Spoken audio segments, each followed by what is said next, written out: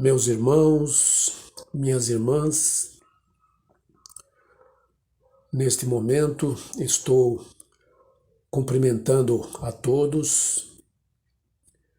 Meu nome é Roberto Nunes, sou um dos trabalhadores do Centro Espírita Mansão da Esperança, o nosso querido SEMI. E hoje eu estou aqui com muita alegria, trazendo para vocês um tema bastante interessante do livro Evangelho segundo o Espiritismo, que é o capítulo 7, Bem-aventurados os pobres de espírito. Então nós vamos, neste momento, elevando os nossos pensamentos até o nosso Pai Criador, até o nosso Mestre Jesus. Vamos nos conectando da melhor maneira possível e vamos nos ligando com Maria de Nazaré, a doce Mãe de Jesus, a nossa Mãe espiritual. E com Maria nós vamos seguindo até seu Filho, o nosso Mestre Divino, que através do seu Evangelho de paz, de amor e de compreensão, nos indica sempre o melhor caminho para a nossa elevação moral e espiritual. E com Jesus nós vamos seguindo até o Pai Maior, o nosso Deus Pai Todo-Poderoso, e vamos agradecê-lo por tudo que somos e por tudo que temos. E espiritualmente nós vamos reverenciá-lo com a prece que Jesus nos ensinou. Pai nosso que estais nos céus, santificado seja o vosso nome. Venha a nós o vosso reino, seja feita a vossa vontade, assim na terra como nos céus. O pão nosso de cada dia nos dai hoje. Perdoai as nossas dívidas, assim como nós perdoamos os nossos devedores. E não nos deixeis cair em tentação, mas livra-nos, Senhor, de todo mal, agora e para sempre, que assim seja, com a graça de Deus. Bem, conforme eu falei, o capítulo 7 é uma das bem-aventuranças do nosso Senhor Jesus Cristo, que diz, bem-aventurados os pobres de espírito, porque deles é o reino dos céus. Isto está em Mateus, capítulo 5, versículo 3. Aí então nós podemos perguntar o que Jesus quis dizer como pobres de espírito. Por pobres de espírito, Jesus destaca as pessoas simples que buscam o conhecimento e a riqueza interior, deixando de lado as aparências exteriores em segundo plano. Estas pessoas cultivam a humildade e a caridade. É por isso que o reino dos céus será delas. Podemos também perguntar: o que seria o reino dos céus? O reino dos céus não é um local, uma cidade, ou mesmo o céu material do nosso planeta, mas sim o estado de espírito que pode ser conseguido nesta vida. são as pessoas que agem com simplicidade de coração e a humildade de espírito. Pessoas que aplicam os ensinamentos de Jesus no dia a dia, mantendo assim um aprendizado no bem de maneira contínua. Então nós sabemos que a humildade nos aproxima de Deus e o orgulho é uma revolta contra Ele. Portanto, sendo orgulhoso ou orgulhosos, nós nos afastamos de Deus. E, através da humildade, da caridade e da simplicidade, nós sempre estaremos mais próximos de Deus. Então, dentro desse capítulo, a gente verifica, que quem quer, que Jesus diz que aquele que for rebaixado será elevado, e aquele que for elevado será rebaixado no reino de Deus. Então, essa é uma das lições que Jesus nos indica. Isto está em Lucas, capítulo 1, 7, de 7 a 11. O Espiritismo vem nos confirmar a teoria pelo exemplo ao mostrar que os grandes no mundo dos espíritos são os que foram pequenos na terra. E frequentemente são bem pequenos os que foram grandes e poderosos. Então, a doutrina espírita nos mostra racionalmente a necessidade do combate ao orgulho. Demonstra, através da reencarnação, que tudo que plantarmos, colheremos. Ou seja, se nos elevarmos através do orgulho, colocando-nos acima dos nossos irmãos na vida terrestre, seremos rebaixados no mundo espiritual. Então, esta é a consequência da lei de ação e reação. Aí nós encontramos o motivo de nossas aflições, que muitas vezes não entendemos, e vamos encontrar as origens em vidas passadas. Por isso, torna-se importante salientar que, mesmo possuindo vantagens, mordomias e privilégios em nossa trajetória terrestre, é nossa obrigação tratar aqueles que dependem de nós com muito amor, com muito carinho, com muito respeito e responsabilidade, para que chegamos pobres de espírito no reino de Deus. A vida é essencialmente uma escola, e só cresce nesta escola aquele que combate o seu orgulho, o seu egoísmo, e os substitui pela qualidade indispensável, que é fazer ao próximo o que se deseja para si mesmo, ou seja, fazer o bem e não o mal.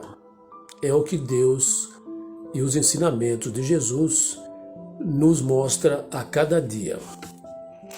Isso ajudará o nosso espírito nesta vida cumprir a nossa missão edificante através dos ensinamentos do Mestre Jesus, e nos isenta a prática do orgulho, que é a falsa grandeza e que cedo ou tarde vai nos causar muito sofrimento.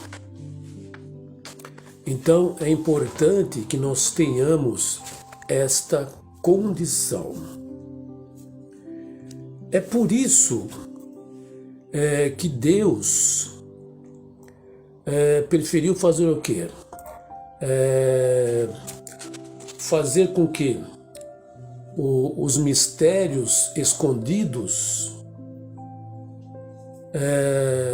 fossem, ou melhor dizendo, que os mistérios ocultos não fossem distribuídos para as pessoas simples, ou seja, os pobres de espírito, e não aos sábios e prudentes. E nesta passagem, Jesus dá graças ao Pai porque ele escondeu os conhecimentos espirituais dos que se julgam sábios e prudentes e os revelou aos simples e aos pequeninos.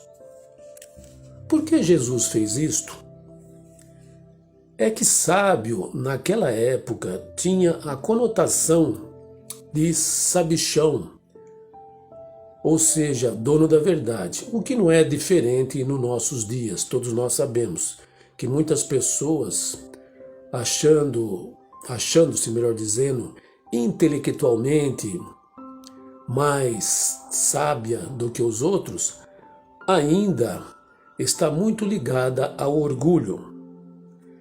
Então, naquela época, logicamente, quem possuía um certo conhecimento intelectual achava-se que era dono da verdade, e tudo que acontecia contrário aos seus conhecimentos, eles achavam que era castigo de Deus. E nós sabemos que nós tomamos posse do conhecimento intelectual quando nos posicionamos diante de Jesus e da vida com humildade. Ou seja, devemos lembrar que não tem valor algum estudarmos, vamos dizer, a codificação, a doutrina espírita e os evangelhos, se não colocarmos em prática todos esses ensinamentos para modificarmos o nosso comportamento e os nossos sentimentos. Ou seja, temos que a cada dia ser pessoas melhores e cultivar dentro de nós a humildade e a fé racional, para que possamos estarmos sempre progredindo. Então, esta é a nossa tarefa. Vamos procurar fazer o melhor através do conhecimento que Deus nos dá a cada dia. Bem, após vermos alguns itens deste capítulo, a gente pode até citar como exemplo, tem uma historinha que a maioria de nós conhecemos com relação à performance, às ações e à conduta de certas pessoas. Então, essa história diz o seguinte: havia um homem que frequentava uma igreja todas as vezes que tinha missa. Vamos dizer assim, era o seu José. O seu José era um homem de muita fé. Ele ia na igreja e tudo que o padre falava, ele procurava colocar em prática no seu dia a dia, prestando muita atenção naquilo que o sacerdote falava. Então, passado alguns anos, os dois desencarnaram. E chegando no plano espiritual, aconteceu algo, assim vamos dizer, inusitado para alguns. O que aconteceu? No caso do seu José, que estava indo sempre na igreja, colocando em prática os ensinamentos de Jesus que o padre tanto falava, ele foi para um lugar bom, aquele lugar que todos nós desejamos quando partirmos dessa para a outra vida. E no caso do padre, o padre estava num lugar não muito bom.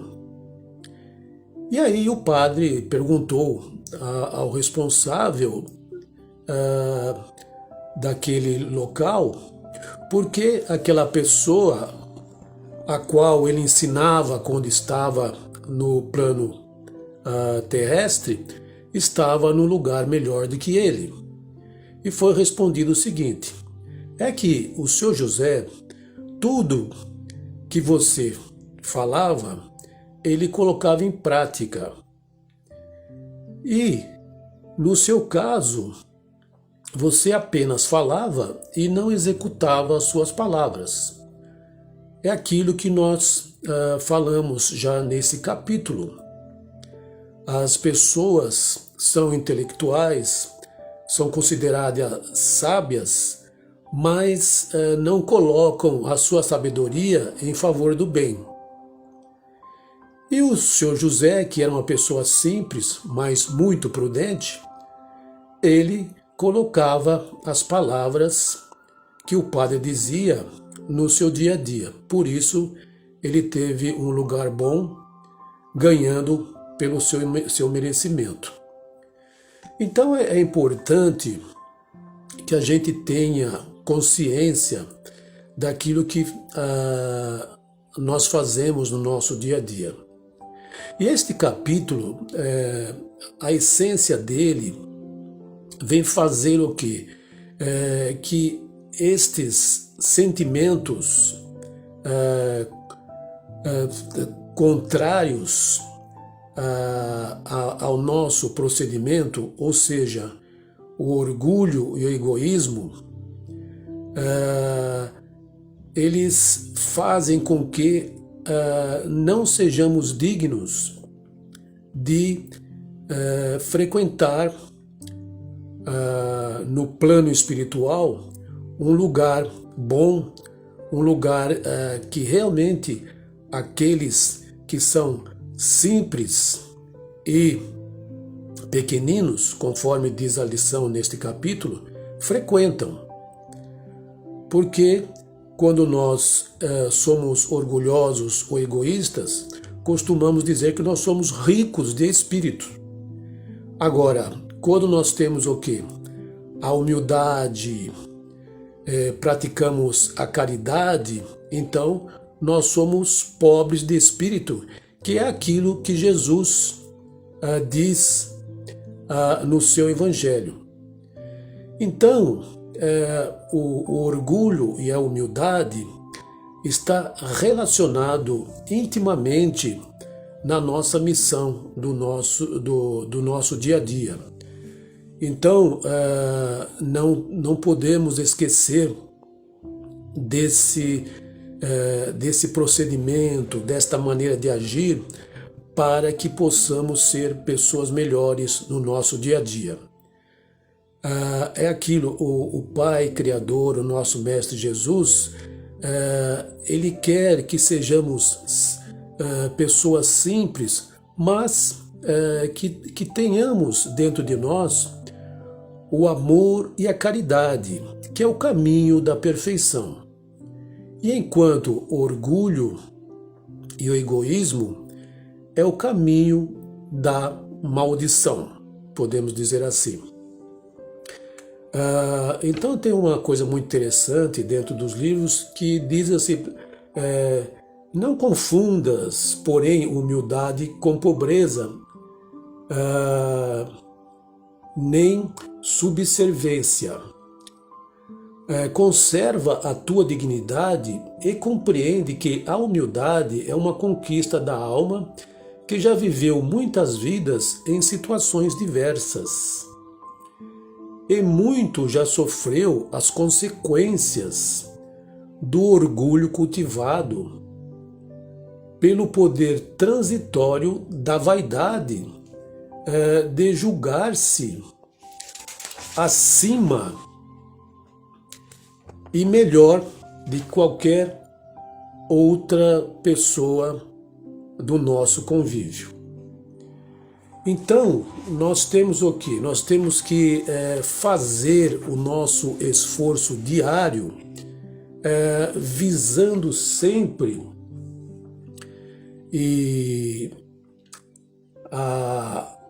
a nossa boa maneira, fazer com que a gente possa ocupar neste planeta Terra uma posição de destaque na vida para vencer o orgulho, a vaidade que impeça, ou melhor, que nos impeça da gente se aproximar das pessoas simples e de amar a todos como verdadeiros irmãos. Hoje, mesmo estando numa posição privilegiada, não conseguimos saber o que nos aguarda amanhã. Também podemos dizer que tudo o que devemos fazer é com o único objetivo: agradar a Jesus, agradar a Deus. Porque é isso que o Criador quer que cada um de nós possa fazer no nosso dia a dia. Neste capítulo também, a gente vê que a missão do homem inteligente na Terra é fazer o quê? Com que ele tenha o conhecimento, não seja arrogante. Porque o saber, ele não tem limites. Mas é importante, conforme nós dissemos anteriormente, colocar este saber com o objetivo único e simples de fazer o melhor, não só para nós, como também em favor do nosso semelhante. Deus, em seus desígnios, fez com que cada um nascesse com uma missão específica, mas sempre baseada na lei de amor e de caridade. Então é isso que nós não devemos e não possamos esquecer.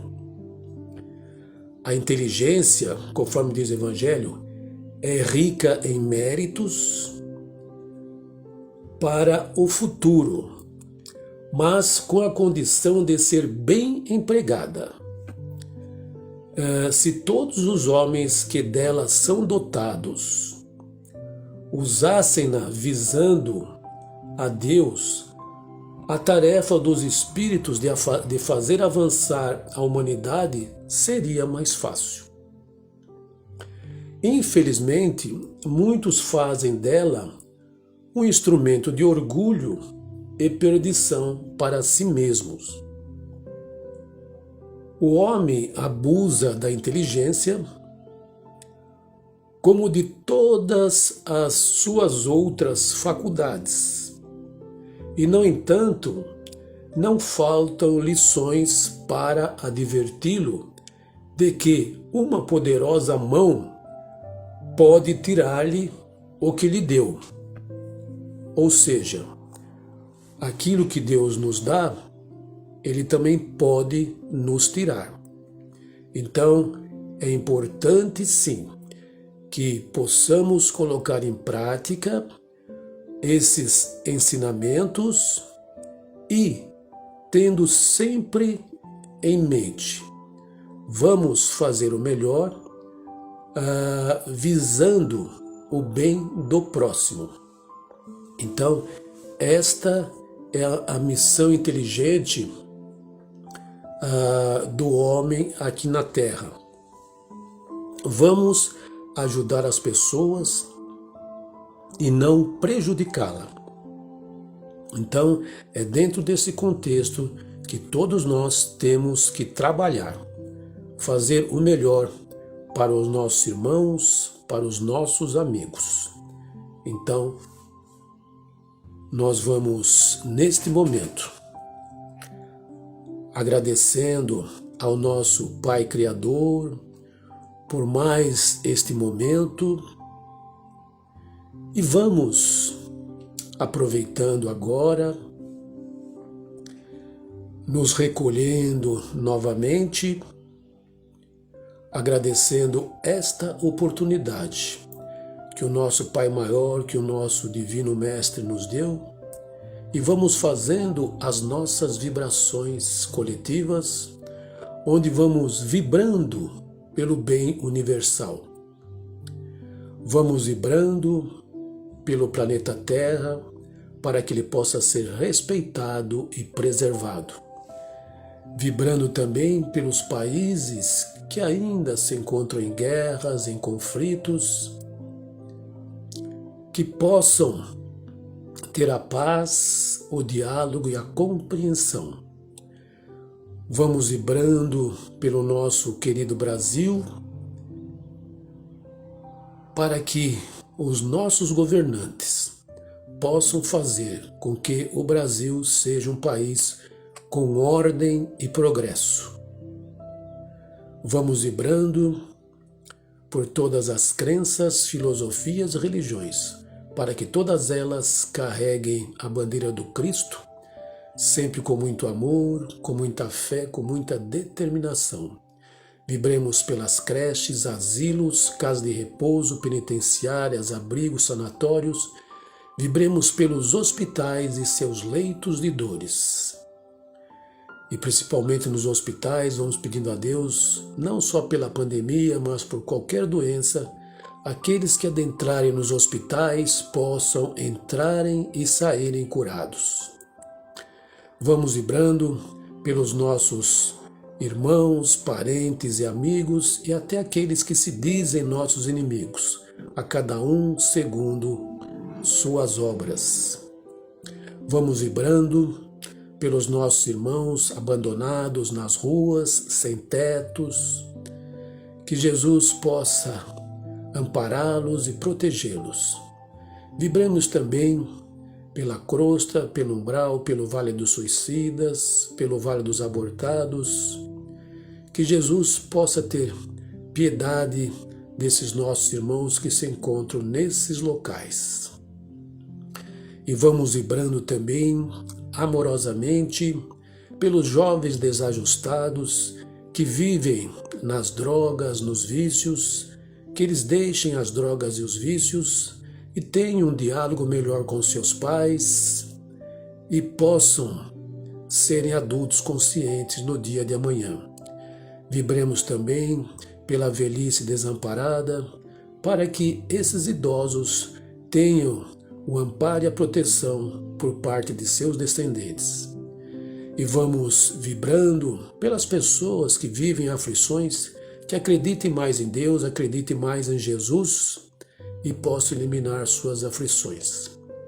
E assim, nós vamos deixando uma vibração ou vibrações em aberto e que ela seja ou que elas sejam feitas em quaisquer lugar, onde for mais necessário. Que assim seja com a graça de Deus. Então, eu agradeço ao Pai por esta oportunidade e que Ele permita que eu possa estar mais uma vez com vocês numa próxima oportunidade. Que assim seja, graças a Deus.